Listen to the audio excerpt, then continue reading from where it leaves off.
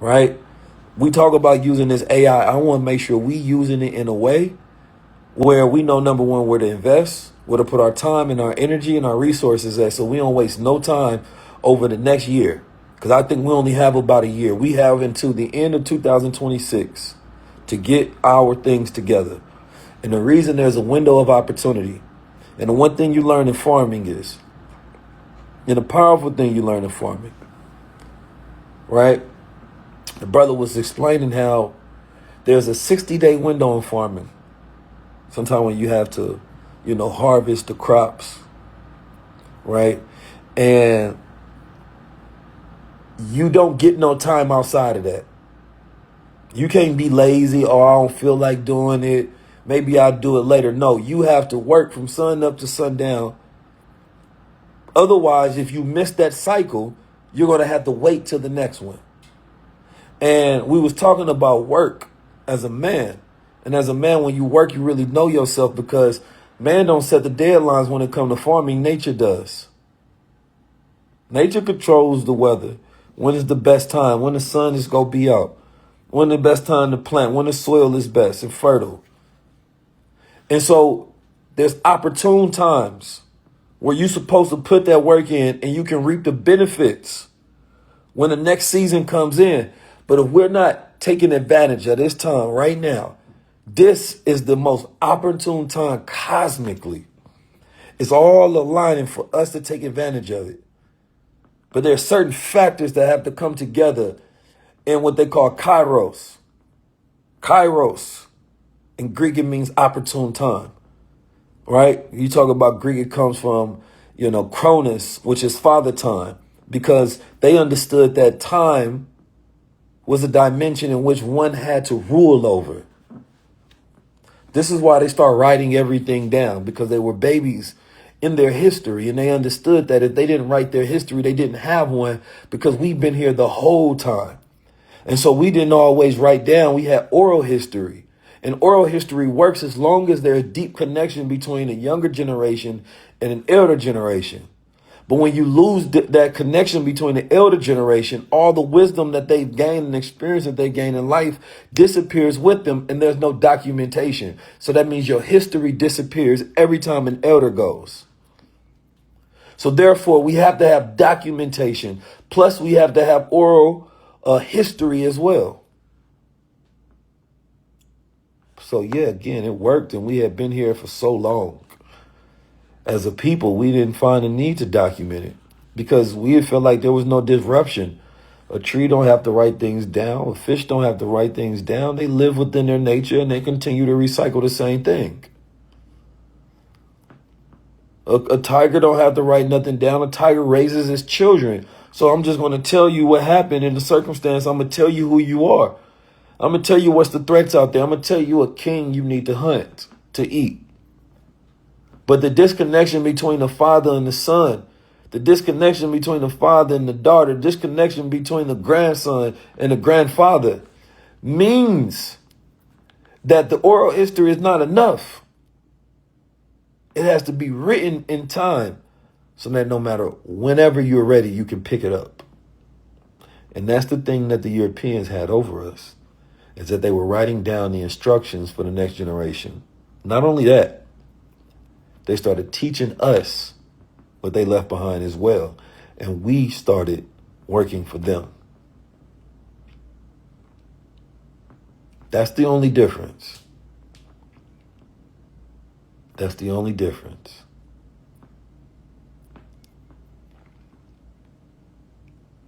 It's been a beautiful day today. Magnificent day. All I need y'all to do is come on this tour. I need you to get your early bird tickets so that we can make each one of these cities happen. I don't want to have to take none of the cities off the list. I want to make each one happen. I'm saying we need to do both. High-level conversations is oral history. But that don't mean I can't write a book, because what if the digital internet, what if it disappears? What if they start scrubbing the internet, right, of records? Then how could you get the same knowledge? So now you as a father, you listen to it and you got a certain understanding. It's 11-1, missing piece. You get a certain understanding, but then your son don't get the same opportunity. So this is why we have to learn from the past, but also learn from the future. Learn from the future. I know that sounds odd to people, but I'm a futurist. Time is not linear, meaning that it don't just operate in a straight path. When we think about the future, it's not just something ahead of you. It's something that's happening all around. The future is connected to every present moment and every decision that we make. So when we learn from the future, you can do that by, one second. You learn from the future. You can do that by thinking about your visions. So I learn from the future from my visions. I think about what I want to have happen. And then I think about the lessons that are required for me to make them happen. In a simple form, right? You want to be physically better. You want to go to the gym. You see in your mind, you say, man, that's an amazing body you got, man. You look great. You look like you're feeling healthy. Now you start thinking about, all right, I wonder what did I do in order to get to this point in time, right? So you start thinking about the lessons that you would have had to done. I would have had to work out. I had to go in a calorie deficit. I would have to start immersing myself and connecting with other people that was working out. I would have to be more disciplined. I had to wake up early. I had to get more sleep. I had to hydrate myself, right? I had to get a more structured routine. You start learning from the future through your visions. And you learn from the past through your memory. You get what I'm saying? Both are happening simultaneous. Now the future can change depending on if you delineate from, right, those lessons that you were supposed to complete. It's up to you. Every future you have is possible. It's a different timeline. So I see a future for us. It's the X. The question is, how do we make that happen? And that's what we're going to solve for. Utilizing all the technology, the AI, the crypto, the blockchain, the community resources, getting into the metaphysical understanding, learning how to get there physically, mentally, spiritually, right? Bringing in all of the people who have the knowledge, sitting around in round tables, breaking down the information, pulling people into communities, creating economic circles so that people can work together. You know what I mean? Bringing in the artists to create the shift, to cultivate the culture in a way that allows us to foster growth. Like, all of these things are possible. I see it.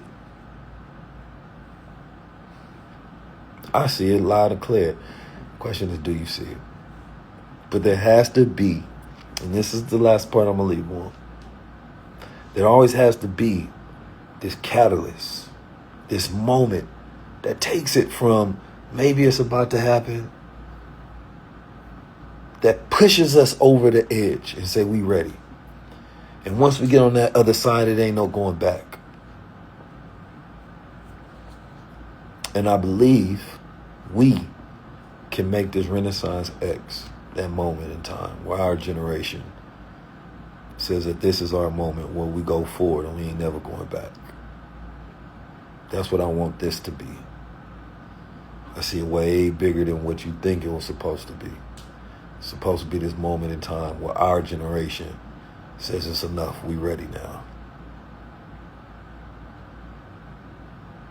So, peace to the family. Peace to the gods. I'm out here in Richmond, Virginia, and I'm tapped into the frequency. You know what I mean? I had a beautiful day. I had some yellow watermelon early. It was good. I'm going to drop all of the clips and everything, so y'all go get that. My brother about to send me some pictures now, so y'all check it out. Make sure you please get your tickets early so that we can make this happen. That's all I ask. I do my part. You do yours. I bring the people. You come yourself. You look good. If you have a podcast, I would love to be on your podcast. All you have to do is purchase 6 tickets and email us with proof of that in your podcast, and we will schedule a time to get on it. I'm only going to do it while slots last. If we can't do it in the amount of time, right, then I'll let you know when it ends. I think we can maybe do 20, 25 appearances because I have to make sure I have enough time for each podcast. So if you have one, it's a great opportunity for you. If you miss the opportunity, that's on you. But I'm going to do my job. You do yours. Meet me halfway. Peace.